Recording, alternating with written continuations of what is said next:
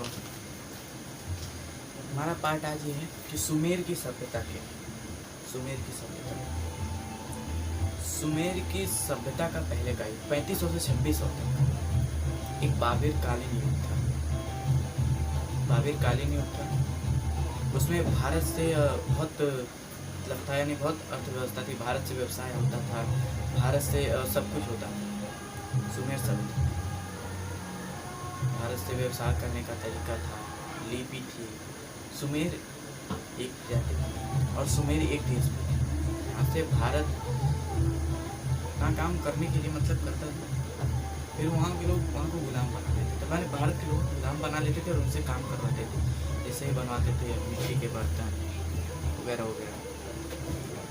और सुमेर शब्द यानी सुमेर लिपि, सुमेर की लिपि लिखी जाती है। तो सुमेर की जो लिपि होती है वो लिखा जाता है सुमेर लिपि।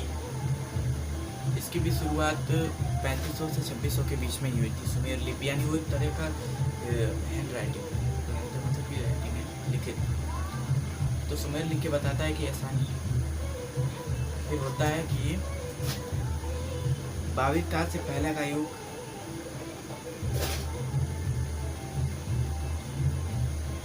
और सुमेर का जन्म यानी सुमेर लिपि का जन्म सुमेर में ही हुआ था। सुमेर में ही हुआ था। सुमेर में से चालू हुआ, फिर धीरे धीरे आगे बढ़ते गए। फिर लिपि से हर जगह इस लिपि का प्रयोग होने लगा।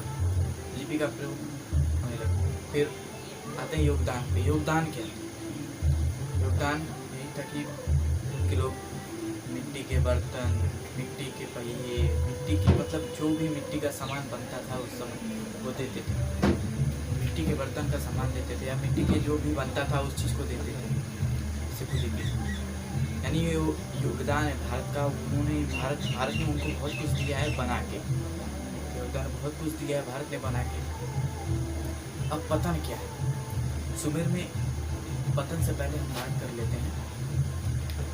सुमेर से ही बैंकों की सुविधा शुरू हुई थी। बैंकों की सुविधा सुमेर से ही शुरू हुई थी।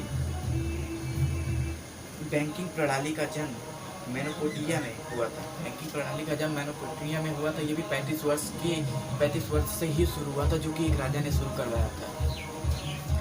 कर देते हम पतन क्या? पतन वहाँ का जो राजा था, क्योंकि वो हर सबको बराबरी की सजा देना चाहता था। किसी को कम और किसी को ज़्यादा नहीं, सबको बराबरी की सजा देना चाहता था। अगर कोई भी नुकसान पहुँचाता था, जो नुकसान हुआ है उसको वो सजा देना चाहता था। जो नुकसान हुआ है उस आदमी से उसको, अगर उस आदमी की आँखें निकली तो आँखें निकल, हाथ कटा है तो हाथ कटवा दे, पैर कटा है तो पैर, अगर जान लेनी है तो जान। मतलब ऐसा पतन था। इसकी वजह से वहाँ का जो हिंदू सभ्यता थी, जो हिंदू के लोग रहते थे, पूरी तरह से डगमगा गई। क्योंकि यहाँ का वो जो रूल है, जो नियम था उस राजा का कि बराबरी का, अगर किसी का हाथ तो उसका हाथ काट दो, अगर किसी की आँख है तो उसकी आँख निकाल दो, किसी का पैर कटवा दो, या किसी की जान ही ले लो, या किसी को फांसी पे ही चढ़ा दो का नियम था। यहाँ का पतन था। इसकी वजह से हिंदुओं का जो पवित्र स्थल था उसका भी बहुत नुकसान हुआ। हिंदुओं का जो पवित्र स्थल था, हिंदुओं को पवित्र तीर्थ जो सुलेमान को मंदिर, हिंदुओं का पवित्र सुलेमान मंदिर था। सुलेमान मंदिर को ईसा ने ईसा पूर्व 586 में तोड़ा था और यरूशलेम ने नगर को ध्वस्त कर दिया। यानी उस मंदिर को तोड़ के यरूशलेम, ध्यान से सुनो, यरूशलेम नगर को ध्वस्त कर दिया।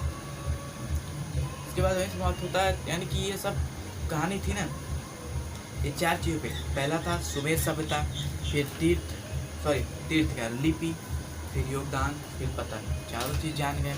सुमेर सभ्यता में हुआ कि भारत से व्यवसाय चलता था। धीरे धीरे भारत से व्यवसाय चलती गई, भारत से नीति बढ़ती गई।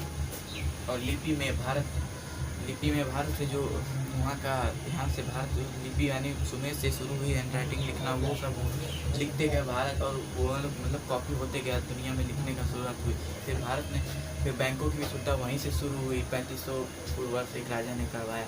और योगदान क्या था? योगदान भारत से मिट्टी के बर्तन जाते थे, हर चीज़ जाता था भारत से, जो भी बनता था से योगदान हो गया, पतन, लोग जान ही गए, अगर कोई कुछ करता है तो उसकी आंखें निकाल जाए, फिर पैर काट जाए, कभी हाथ काट जाए, इस तरह हिंदू का, वहाँ का पूरा हिंदू धर्म नष्ट हो गया, धर्म नष्ट हो गया पूरा। वहाँ का जो मंदिर था उसे तोड़ दिया गया और उस नगर को पूरा ध्वस्त कर दिया।